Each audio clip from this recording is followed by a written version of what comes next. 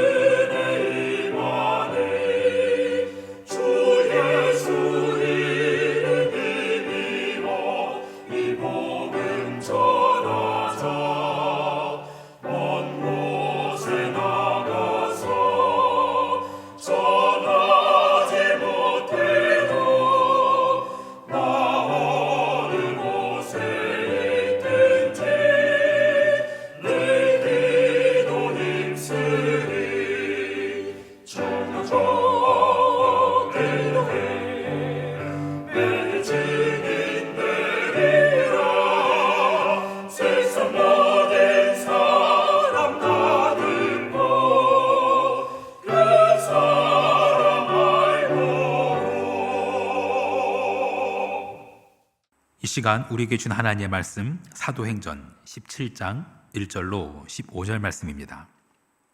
사도행전 17장 1절로 15절 말씀. 그들이 암비볼리와 아볼로니아로 다녀가 데살로니가에 이르니 거기 유대인의 회당이 있는지라. 바울이 자기의 관례대로 그들에게 들어가서 새 안식일에 성경을 가지고 강론하며 뜻을 풀어 그리스도가 해를 받고 죽은 자 가운데서 다시 살아나야 할 것을 증언하고 이르되 내가 너희에게 전하는 이 예수가 곧 그리스도라 하니 그 중에 어떤 사람 곧 경건한 헬라인의 큰 무리와 적지 않은 귀부인도 권함을 받고 바울과 실라를 따르나 그러나 유대인들은 시기하여 저자의 어떤 불량한 사람들을 데리고 때를 지어 성을 소동하게 하여 야손의 집에 침입하여 그들을 백성에게 끌어내려고 찾았으나 발견하지 못하매 야손과 몇 형제들을 끌고 읍장들 앞에 가서 소리질러 이르되 천하를 어지럽게 하던 이 사람들이 여기도 이르매 야손이 그들을 맞아들였도다. 이 사람들이 다 가이사의 명을 거역하며 말하되 다른 임금 곧 예수라 하는 이가 있다 하더이다 하니 무리와 읍장들이 이 말을 듣고 소동하여 야손과 그 나머지 사람들에게 보석금을 받고 놓아주니라. 밤에 형제들이 곧 바울과 실라를 베레아로 보내니 그들이 이르러 유대인의 회당에 들어가니라. 베레아에 있는 사람들은 데살로니가에 있는 사람들보다 더 너그러워서 간절한 마음으로 말씀을 받고 이것이 그러한가 하여 날마다 성경을 상고하므로 그 중에 믿는 사람이 많고 또 헬라의 귀부인과 남자가 적지 아니하나 데살로니가에 있는 유대인들은 바울이 하나님의 말씀을 베레아에서도 전하는 줄을 알고 거기도 가서 무리를 움직여 소동하게 하거늘 형제들이 곧 바울을 내보내어 바다까지 가게 하되 실라와 디모데는 아직 거기 머물더라. 바울을 인도하는 사람들이 그를 데리고 아덴까지 이르러 그에게서 실라와 디모데를 자기에게로 속히 오게 하라는 명령을 받고 떠나니라.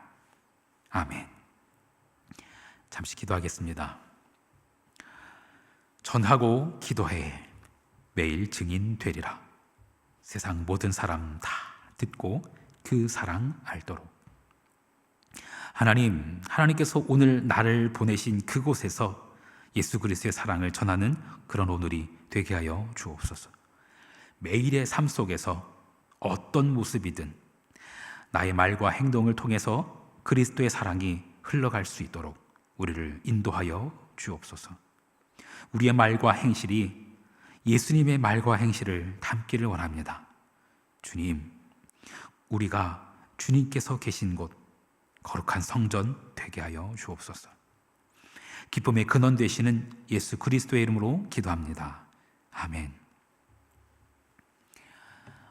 여행사 여러 광고 문구가 있죠. 여행사 여러 광고 문구 중에 이런 말 아마 한 번쯤 들어보셨을 겁니다. 열심히 일한 당신 떠나라. 한 번쯤 들어보신 말이죠. 열심히 일한 것에 대한 보상으로 그래서 뭐 특별 휴가가 주어진다. 그러면 감사한 일이죠. 좋은 일이죠. 하지만 애써 열심히 일하고 있는 사람을 막 못 살게 구면서 막 쫓아내면서 그렇게 하면서 떠나라 라고 말하면 이건 전혀 다른 이야기이죠. 사도 바울의 이야기를 한번 좀 들여다볼까요? 이제 15장부터 18장까지는 바울의 2차 선교 여행 이야기입니다. 바울의 2차 선교 여행을 통해서 유럽에도 처음 복음이 들어갔어요. 1차 선교 여행은 바울과 바나바가 함께 떠났지만 2차 선교 여행은 바울과 실라가 함께 떠납니다. 1차 선교 여행 때 돌에 맞아서 죽은 줄 알았던 곳 루스드라이죠. 그 루스드라를 다시 방문했는데 거기에서 그 끔찍한 곳에서 바울은 훗날 자기의 영적 아들로 여기게 되는 디모데를 만나게 됩니다. 참 바울에게는 루스드라라는 장소가 끔찍한 장소였지만 격려와 위로를 받게 되는 장소가 됐을 거예요. 그런데 이후로 성령께서는 환상을 통해서 바울의 그 선교 여행, 그 경로를 아시아가 아닌 유럽으로 바꾸십니다. 그래서 빌립보, 유럽의 첫 사역지죠. 빌립보로 들어가게 돼요. 유럽의 최초의 교회가 세워지게 됩니다. 하지만 그렇게 성령에 이끌려서 시작한 그 유럽 그 선교 여행은 전혀 순탄하지 않았습니다. 빌립보라는 지역에서 귀신 들려 점치는 여자를 고쳐줬더니 그것 때문에 감옥에 갇히게 되기도 했어요. 그래서 피신합니다. 데살로니가에 갔더니 또 방해가 심해가지고 막 살인의 위협까지도 받은 적이 있어요. 야반 도주해야 되는 일도 있었습니다. 오늘 우리가 읽은 본문 이것만 봐도 소동했다, 소동케 했다 이런 표현이 3번이나 등장해요. 5절 유대인들은 시기하여 저자였던 불량한 사람들을 데리고 떼를 지어서 성을 소동하게 하여 8절 무리와 읍장들이 이 말을 듣고 소동하여 15절 데살로니가에 있는 유대인들은 바울이 하나님의 말씀을 베레아에서도 전하는 줄을 알고 거기도 가서 무리를 움직여 소동하게 하거늘. 빌립보에서 감옥에 갇혔던 바울은요 데살로니가에 왔다가는 소동하는 사람들 때문에 베레아로 옮겨야 했어요. 그렇게 떠나야 했습니다. 베레아에서도 또 소동하는 사람들 때문에 다시 아덴이라는 곳으로 옮겨야 했어요. 아이고, 네, 열심히 사역한 바울과 실라, 그렇게 사역지를 계속 떠나야 했어요. 뭔가 될 만하면 떠나야 하고 뭔가가 될 만하면 떠나야 했어요. 좌절하지 않았을까요? 맥 빠지지 않았을까요? 그런데도 바울은 좌절하지 않았습니다. 낙심하지 않았습니다. 내가 뭘 잘못했나? 내가 왜 이러지? 나는 왜 이 모양이지? 막 그렇게 자책하지도 않았어요. 그리고 나는 못났나 봐, 나는 안 되는 건가 봐 하면서 스스로를 부끄러워하지도 않았어요. 단순히 바울의 멘탈이 정신력이 강해서 그랬을까요? 특별해서 그랬을까요? 정신력이 아닙니다. 성경은 이렇게 쓰고 있습니다. 로마서 1장 16절 말씀. 내가 복음을 부끄러워하지 아니하노니 이 복음은 모든 믿는 자에게 구원을 주시는 하나님의 능력이 됨이라. 먼저는 유대인에게요, 그리고 헬라인에게로다. 사람의 힘과 의지라면 분명히 좌절하고 낙심하고 자책에 빠질 수 있을 만한 상황입니다. 그리고 지금 당장의 어떤 이 선교의 결과물들을 생각해 보면 부끄러운 마음이 들 수도 있을 것 같아요. 뭔가 제대로 되는 게 하나도 없는 것 같거든요. 하지만 바울은 자신을 부끄러워하지 않았을 뿐더러 복음을 전혀 부끄러워하지 않았습니다. 복음이야말로 하나님의 능력임을 믿었기 때문입니다. 바울은 그 다음 사역지에서도, 그렇게 쫓겨나듯 도망치듯 떠난 그 다음 사역지에서도 최선을 다했어요. 빌립보를 떠나서 데살로니가에 가서도 최선을 다했고요. 또 데살로니가에서 소돔케 해가지고 또 베레아로 옮겨가서도 거기서도 최선을 다했어요. 또 베레아에서 옮겨서 또 아덴으로 쫓겨났어요. 거기서도 바울은 최선을 다했어요. 의지가 강해서 그랬던 걸까요? 어떤 의무감에 짓눌렸기 때문에 그래야 했던 걸까요? 아니에요. 고린도전서 9장 16절 말씀. 내가 복음을 전할지라도 자랑할 것이 없으면 내가 부득불할 일임이라. 만일 복음을 전하지 아니하면 내게 화가 있을 것이로다. 복음을 전하지 않으면 내게 화가 있을 것이다. 무슨 말일까요? 벌 받을까 봐 겁나가지고 복음 전한다? 그런 뜻 아닙니다. 복음 전하지 않으면 내가 견딜 수가 없을 거다. 복음 전하지 않으면 내가 병이 걸릴 거다. 이런 뜻이에요. 정상이 아닌 것 같죠? 정상이 아닌 것 같아요. 복음 전하다가 돌에 맞아서 죽을 뻔한 적도 있었어요. 그리고 지금도 계속 쫓겨다니고 있어요. 좌절, 낙심. 바울은 좌절과 낙심은커녕 이거 하지 않으면 나한테 화가 있을 거래요. 이거 안 하면 내가 병 걸릴 거라는 거예요. 바울, 제정신이 아닌 것 같죠. 바울은 이렇게 말합니다. 고린도 후서 5장 13절과 14절. 우리가 만일 미쳤어도 하나님을 위한 것이요 정신이 온전하여도 너희를 위한 것이니 그리스도의 사랑이 우리를 강권하시는도다.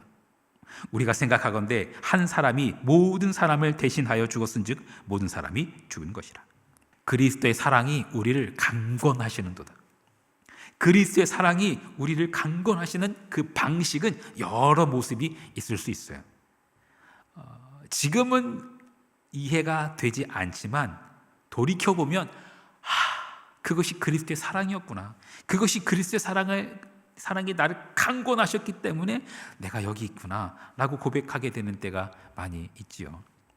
바울의 경우 가는 곳마다 소동케하는 자가 있었어요. 오늘 본문에서만 3번이나 등장해요. 소동케했다. 소란을 피우고 방해를 하고 야단법석을 떨고 소요를 조장하는 자들인 거예요. 그런데 돌이켜보면 그것이 바로 예수 그리스도의 사랑이었어요. 예수 그리스도의 사랑이 바울을 강권했던 거예요. 왜요? 왜 그랬을까요? 얼른 다른 곳에 가서도 또 복음 전하라고. 예수님의 말씀을 기억해 볼까요? 마태복음 10장 23절. 이 동네에서 너희를 박해하거든 저 동네로 피하라. 내가 진실로 너희에게 이르노니 이스라엘의 모든 동네를 다 다니지 못하여서 인자가 오리라. 열방을 향한 그리스도의 사랑이 바울을 강권하시는 거예요. 이제 어느 정도 이 지역에 복음이 심겨졌으면 소동을 일으켜서 또 옮기시는 거예요. 그리스도의 사랑이 바울을 다른 곳으로 옮기시는 거예요. 그래서 다른 곳에서도 더 복음이 조금 심겨지면 또 소동을 일으켜서 또 다른 데로 옮기시는 거예요. 왜요? 왜 그랬을까요? 그리스도의 사랑이, 열방을 향한 그리스도의 사랑이, 모든 민족을 향한 그리스도의 사랑이, 모든 자들이 구원받기를 원하는 그 그리스도의 사랑이 바울을 강권하셨기 때문이에요. 그리스도를 사랑하는 그 바울의 마음, 그리고 또 예수 그리스도의 그 사랑의 마음이 통했어요. 열방을 향한 그 그리스도의 사랑에 불타는 마음과 또 그 그리스도를 향한 바울의 그 사랑이 통했어요.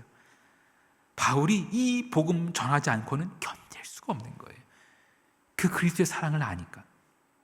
그래서 바울은 괴로움이 아니라 기쁨으로 다른 도시로 발길을 옮깁니다.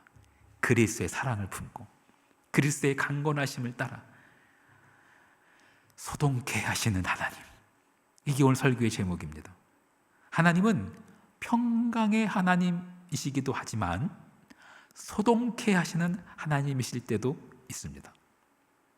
그렇게 하지 않으면, 소동케 하지 않으면 그냥 그 도시에 눌러 앉을 게 뻔하거든요. 사람들이 다 붙잡을 거거든요. 바울 가지 말라고 다 붙잡을 거예요. 아무도 다른 도시, 그 도시에 가서는 복음 전하려 하지 않을 거예요. 다른 도시로는. 하나님께서 소동케 하십니다. 저쪽에는 아직 한 번도 복음 들어보지 못한 사람이 있어. 누가 가야 되지 않겠니? 누가 가야 되지 않겠니? 소동케 하시는 거예요. 심지어 어떨 때는 돌로 치려고 하면서까지 다른 곳으로 옮기세요. 이유는 하나예요. 그리스도의 사랑이 강건하시기 때문입니다. 사랑하는 성도 여러분, 예수 그리스도는 우리를 사랑하십니다. 그 그리스도의 사랑이 우리를 품으시고 보호하시고 안위하시기도 하지만 때로는 그 그리스도의 사랑이 우리를 강권하시기도 합니다. 소동을 일으켜서 몰아가시기도 합니다. 어떤 모습이든 우리가 그리스도의 사랑 안에 있기를 소망합니다. 세상이 주는 평안과 세상이 주는 기쁨, 거기에 안주하지 않고 하나님 나라를 위하여 하나님께서 보내시는 그곳에서 예수 그리스도의 사랑을 펼쳐내는 하나님의 자녀 되기를 간절히 축원합니다. 주기도문 하시겠습니다. 하늘에 계신 우리 아버지여, 이름이 거룩히 여김을 받으시오며 나라가 임하시오며 뜻이 하늘에서 이루어진 것 같이 땅에서도 이루어지이다. 오늘 우리에게 일용할 양식을 주시옵고 우리가 우리에게 죄 지은 자를 사하여 준 것 같이 우리 죄를 사하여 주시옵고 우리를 시험에 들게 하지 마시옵고 다만 악에서 구하시옵소서. 나라와 권세와 영광이 아버지께 영원히 싸움나이다. 아멘.